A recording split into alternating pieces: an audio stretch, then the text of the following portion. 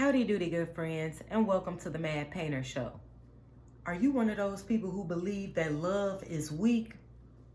Well, I'm about to tell you how the more sensitive your heart becomes, the tougher that skin gets. So here it is, we have our physical heart, right? Because you know they connect our heart with love.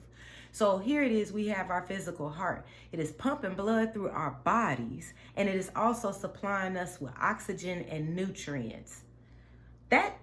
That doesn't sound like a super easy job, like a job for the weak. And you know, if they remove the heart from our body, we gone. We gone. Bye-bye. So, you know, the heart plays a very valuable role. So what would make you think that love is weak? I was just giving you a second there to think about that, because where did that programming come from? Because today we about to reprogram that thinking, because love is not weak, baby. So here we have 1 Corinthians 13 verses 4 through 8. And this is our proof that love is not weak. And if you've heard any of my other videos before I read this, you're about to hear it again. And if this is your first time, tune in, baby, tune in. Where am I? 13:4. Love is always patient and kind. Baby, if you ever had to be in a position where you had to be patient and kind, it took some strength with an F, because it had to have some oomph in it. It is never jealous. Love is never boastful or conceited. It is never rude or selfish. It does not take offense, which this is what this video is about. And I'll be going more into depth because it gives you tough skin, baby. And it is not resentful. Love takes no pleasure in other people's sin, but delights in the truth. It is always ready to excuse, to trust, to hope, and endure whatever comes. Love does not come to an end. Now, I don't know if y'all ever heard that saying, nothing lasts forever. Love does not come to an end. Love does not come to an end. So skipping on down, because it's breaking down how you can have all these things, but if you ain't got love.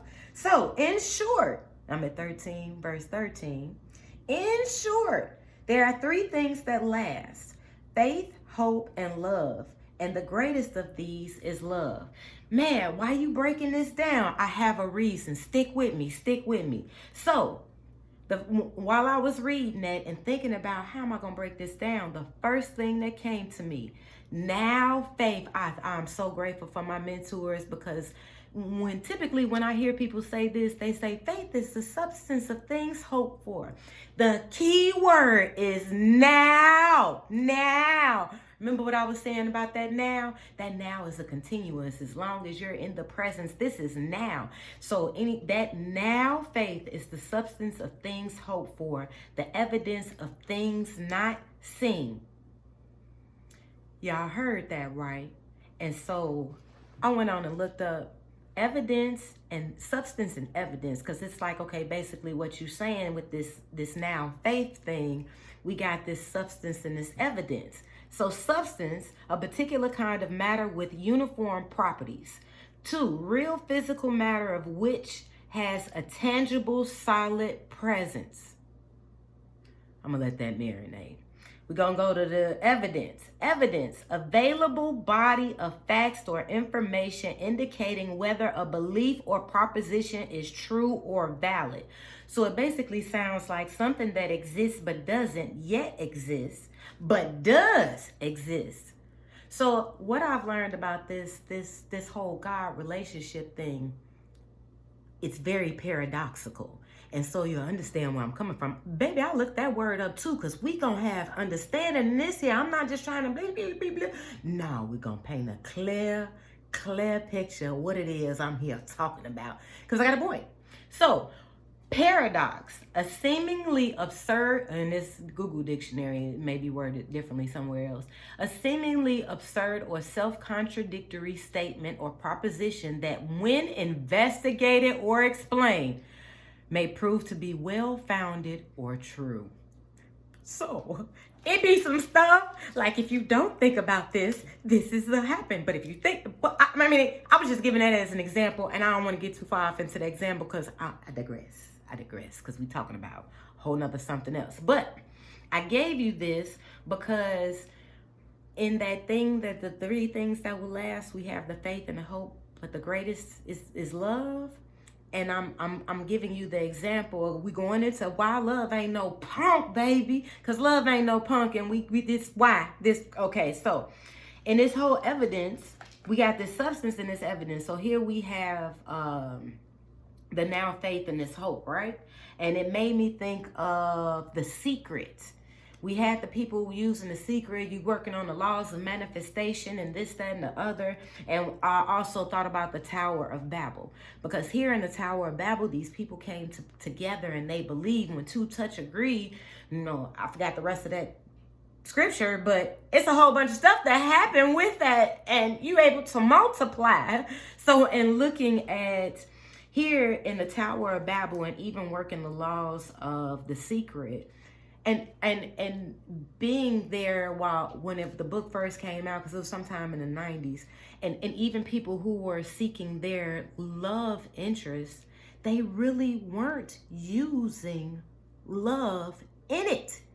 It was just the law that they were using, because in this whole hope and faith situation, right? Because that's one of the things that's going to last along with love. So in looking at how the Tower of Babel fell, and in this other part in Corinthians 13, and how all these gifts and such and such and such and such, you can have all this stuff, but if you don't have love, this stuff fails. So what came to me is the faith and hope part, right?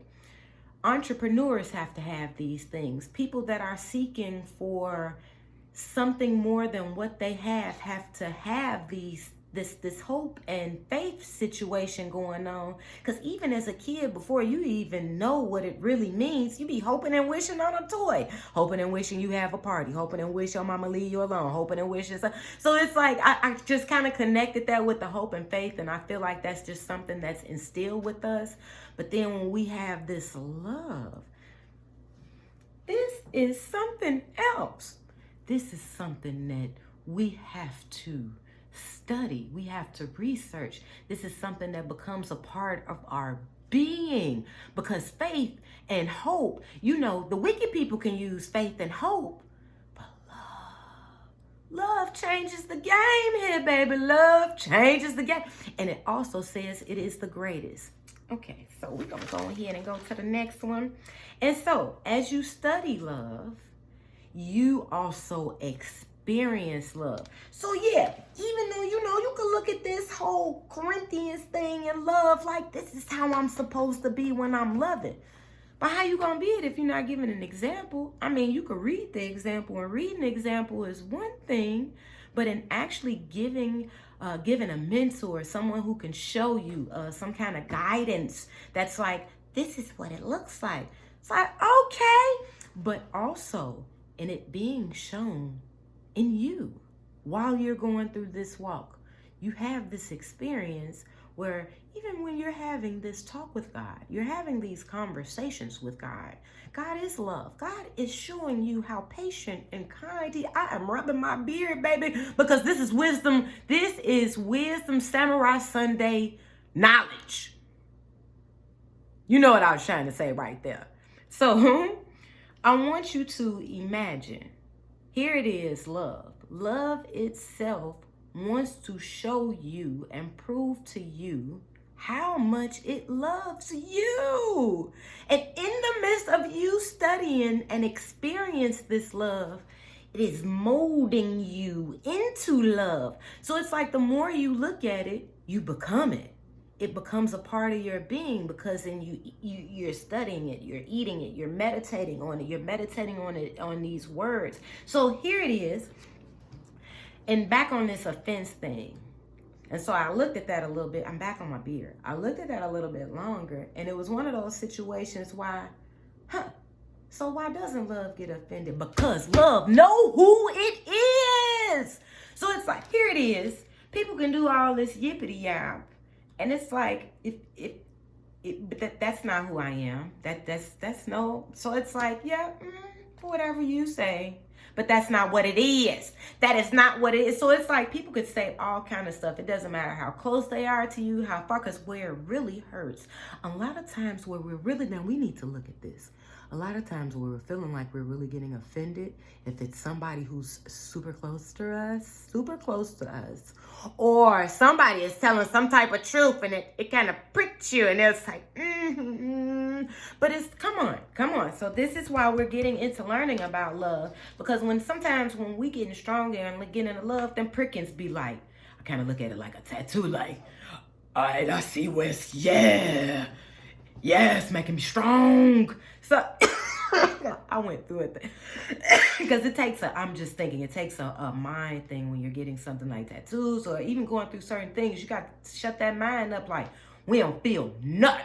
You don't feel nothing. That's when that gangster come out, like, you don't feel nothing. We going through it, so it's, this is intentional, but we are going through things where here it is, we have a purpose, a dream, a goal. There is something else where we're working to elevate to. There is going to be pain that's going to come through that because we building muscle. What's it? This?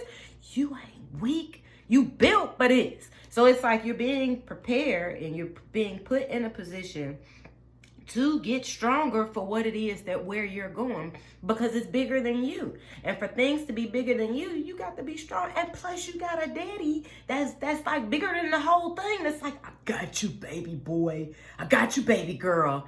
I got you. We here. I got you. So love does not take offense because it has tough skin, because it knows who it is. So by knowing who you are, this is how you gain this confidence. And how you get to know you is in the mastering self-love. And every day you are taking time out to study and investigate God, to study and investigate love. What is this love thing about? And this whole little spark I just read right there to you, it's giving you what love looks like. And you have people every day telling you, I love you, and exhibit none of those things unless they want something. And so here it is. This is helping you really see, one, how love sees you, and two, kind of better help you to love others and also love yourself. Because sometimes, baby, you got to learn how to love people from a distance so you can really love them how they need to be loved over there. So now I have Psalms, so as I was writing this out, I have Psalms 119, 165. Great peace have they which love thy law, and nothing shall offend them. So in looking at, if here it is, we're seeking and studying God and seeing what his law says, it is giving us life. It is feeding us. So my mind is jumping all over the place while I'm saying this, because when I first read that, because I'm reading this in a way of questions and then how to explain certain things and from what point. And what came to me was the 10 Commandments. But before I got to the 10 Commandments, I came across Matthew 22, 36 through 37. You shall love the Lord your God with all your heart, with all your soul, and with all your mind. So I know you like, how is this having anything to do with tough skin and a sensitive heart? Because when you have a sensitive heart for God and you're sensitive to him, he tells you the things to be sensitive to. And when it comes to things that doesn't have anything to do with the mission, what? I ain't heard nothing. We ain't got nothing to do with that. That's when that warrior come out. That's when that soldier comes out. That's when that lion comes out. It's like, no, we're not about to sit here and take that. Oh, I got a list of people for that. So that's what came to me. And then I went on and went to the 10 Commandments. And when I went to the 10 Commandments, boy, when I tell you that wasn't worded like nothing how I remember it. And this is why we want to keep doing an everyday study thing. Because our memory can, like, sometimes, we get to go back and read it. Just that's why you want to keep it, so you can constantly go back. And sometimes you might forget it. So anywho, and get into this 10 Commandments situation, I went to Exodus 26 because I kind of skimmed down. And in Exodus 20 verse 6, it says, but I show kindness to and this is God talking, but I show kindness to thousands of those who love me and keep my commandments. So I mean, since we think love is automatic, we kind of skip that part and go to, but how I keep your commandments? By loving him. When you get into think of when you're in a relationship, right? Okay, look, when you're in a relationship, I mean, you genuinely love somebody. You're working to get to know them. You want to know what makes them tick, what turns them on, what this, that, and the other. Because you don't want to step on their toes and you don't want to do. So it's like you want to get to know who is this person you're loving on. It's not about, well, in order to love me, you got to do this, that, and the other. Because you want that person to automatically be getting to know you, right? Oh, God, I'm just asking. And so, and further looking at this, I had to look at how do we really know love? And even in looking at analyzing myself before I went into this whole love walk situation, right? Which was some years ago. So we have our basic understanding of love comes from experiences, emotions, fantasies, and what we've been programmed from our foundation, which is home or wherever we grew up or wherever we were taught that this is what love is. This is how you should be a woman, or this is how you should be a man. And sometimes we just don't get that type of information. We just figure it out. And so now it's the time to stop figuring this out. It's not in figuring it out. Now what we do is just include God in on everything. He created this thing. He can help us out. He created this thing. He can help us out. You just got to ask him. Ask, seek, knock. Okay? So, love gives us something to stand on. If you stand for nothing, you'll fall for anything. So here we go with this whole, what was I talking about? Mondays? Manipulation Mondays. You have this idea of what it is you want, but you really don't know. It's just this illusion. You'll fall for anything that seems like it's anything somewhat close that looks like it and sounds like it. That's dead, bro. That's dead, sis. We about to elevate. We elevating. So God has built warriors, kings, priests, prophets, families like this. He takes a nation. I mean, he builds these things. Like, where did we get that love is weak? Because it takes strength. Oomph. It takes strength to love. And he gives it to, he is that. He gets, this is an experience. Like, anywhere you're weak, don't be afraid. Don't be afraid. Don't be scared. Don't be so prideful to admit where you're weak at, because that's where it starts. You got to know where the problem is in order to work on a solution. You yourself, it's not the problem. We're just working out a little bit of kinks within because we got this treasure that's buried down in the dirt, and we've been surviving too much off of this dirt. It's time to live. Pull them jewels out. Dust it off like, let it bling for the world. I don't know where that came from. So, and looking at the different people throughout the Bible, when it came time for these people to move around, because it's a time and a place for everything. When it came time for these people to move around, God hid these people. When it came time for these people to stand in battle, God was right there and put fear in the enemy's heart, like, ooh, Mufasa. So the now faith and hope. This still comes along with seeking love. It's part of the it's part of the triple threat. Be a triple threat to the earth, to the world system. This is part of the triple threat. So you want to have all of this combined, because here it is in us seeking love, baby, you want to have that hope and faith all up in there. Faith is the substance of things hoped for. We're not just looking for the stuff that they was looking for at the Tower of Babel, and we're not looking to just manifest something. No, we're looking for God to do his thing through us and with the peoples and so forth and so on. And I mean, this is an adventure. You about to live you some life for real right now. So look at this thing, right? Hear me out.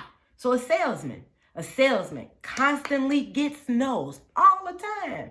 Does he turn around or she turn around and start crying, I ain't getting no sales today? No. Do you know why? Because they're on a mission. They have a goal. This is what they do. Everybody don't have a heart for sales. I mean, it's just for anything, because you still, when you on your mission, you got to have a heart for what it is that you're doing. And sometimes we may be shaking in our boots, but it's still got to keep going, because we got this vision of what we're trying to accomplish and what we're trying to do. So crazy thing about this thing is, right, God will put this vision on us. He'll give us a vision, because that's what you really want. And I mean, even though these visions seems like, how the heck am I going to do that with him? And that's the whole thing. He wants you to be included. He wants you to include him in on the program. Because if you get too busy thinking like, I did this, that's when you get knocked down. And I mean, plenty of people, it shows in there. So this is why we want to seek this wisdom. So here it is. We have all these people that are on an important mission. And if they didn't have tough skin, we wouldn't be learning about them today. And how they went about having this tough skin, this love was sprinkled all up in there. It was sprinkled all up in there. And I only got a few, but it's a whole book. You see its views. It's a whole book full of people that's like, hey, I'm just like you. And he's going to talk just like he talked to me back in 18, whatever, BC. I don't know, whatever time that was, just like he talked to them now. Right now, he'll talk to you. So here we got Esther. Esther, right? The king went around the land, was like, get all these little fly honeys, give them a little spa party, beautify them, make them look real good. Esther was the chosen one. She got the hookup. Did Esther go up in there? Because she was on a whole nother mission. Girl, it wasn't about the spa party, because uncle had to come up in there, sister girl. You looking all cute and whatnot, but we're going to need you to go up in there. And even though it's a whole law. If you go up in there, you could lose your life. It's a law. You come up in there unsummoned by the king, you're gone. Esther, if Esther didn't have that tough skin and was sitting there with the love, Esther'd have been looking like, but I just got my nails done. I don't want to die. I'm scared. Ain't nobody got time for that. Esther went on, took her behind up in there. She made it happen.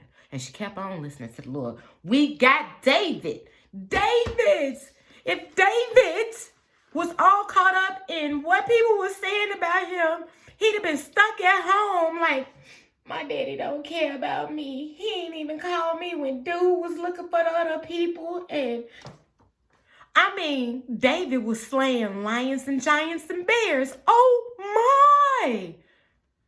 Come. We got Samuel. Samuel, a priest, brought up in the house of the Lord. Man, he was working with the king. King was supposed to take care of business. He had to go annihilate this dude. Man, the king came back like, man, I still got this. I got dude too, because I figured we can make a little profit off of him. Samuel could have been like, you want me to do what, God? I can't even do it. Like, my stomach. Them goats, God, them goats was one thing, but you actually want me to cut that man's head? I don't think. I just wanted to let that marinate for the people who know Samuel's story. If you don't, man, you need to go read it. It's the book of Samuel. I just wanted to make sure it wasn't called something else. Okay, we got Noah. Noah is building a boat for a season that ain't nobody seen. So you gotta know neighbors was like, what's he doing? Tough skin, bro. Tough skin, sis. And I mean, we a little bit past, because they was in the beginning. They didn't have as much information as, because they didn't have their experience to look upon and be like, is that what I need to do? But they had God, which we do too. It's a whole, I did know it. The dude that married the prostitute, Could you imagine how it felt if your husband was a prostitute? Yes, I said your husband. And this was supposed to be your man's. And your wife was a prostitute. And you living in a little town. Tough skin. You can't be no punk married to no prostitute. I just reflect on that. We got Job. I'm going to end this soon, but I just had to get a little list of people. Job. Man, let me tell you how I feel like. After listening to them people, even though he had all the little boils or whatever was happening with his skin, after listening to his friends, I feel like he was feeling sick at first.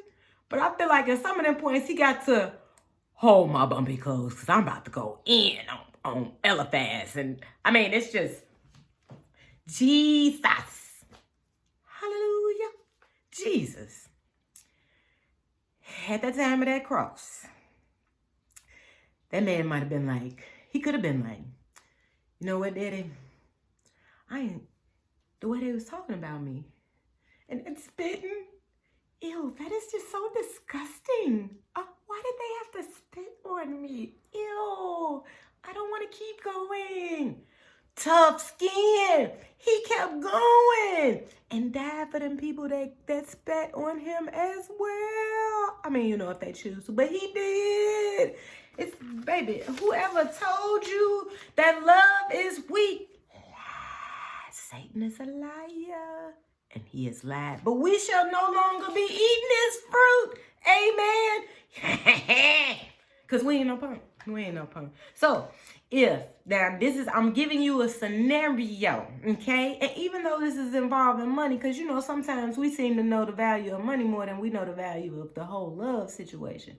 So here, if you knew you had $1 million antique, and I mean new, you you went on an antique road show, you just didn't have your sellers, you didn't have your buyers just yet, but the antique road show told you this is $1.5 million right there. Like, okay. So you got back home.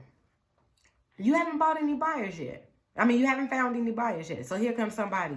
I'll buy this from you. It took a little minute. I'll buy this from you for $100. Would you sell it for $100? I'm just asking. So if you had a person that came in, and I mean, they was the perfect package. Boom, bow, bang, everything. Just like smelling good, looking good, all of that.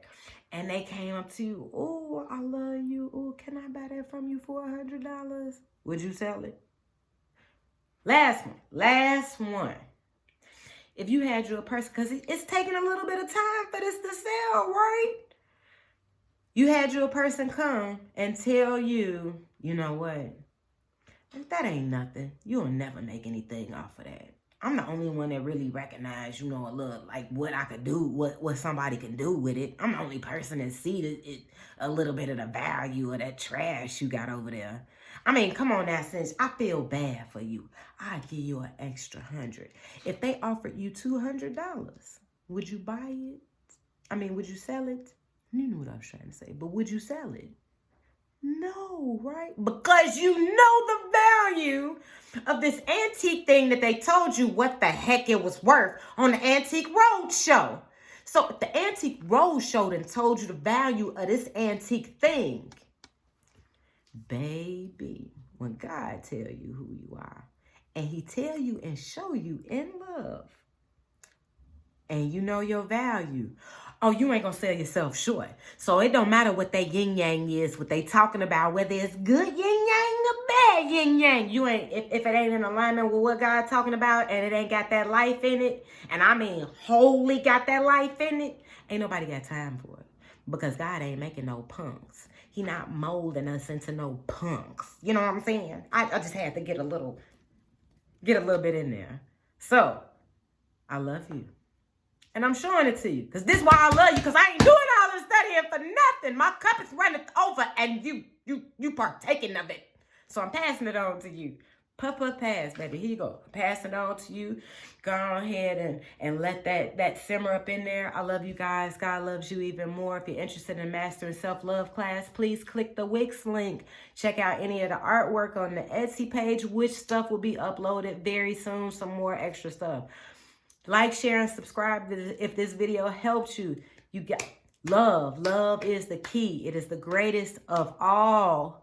All of those three that never fail, that will not fail, will not end. Seek it out. Seek it out. Beast mode. I love you guys.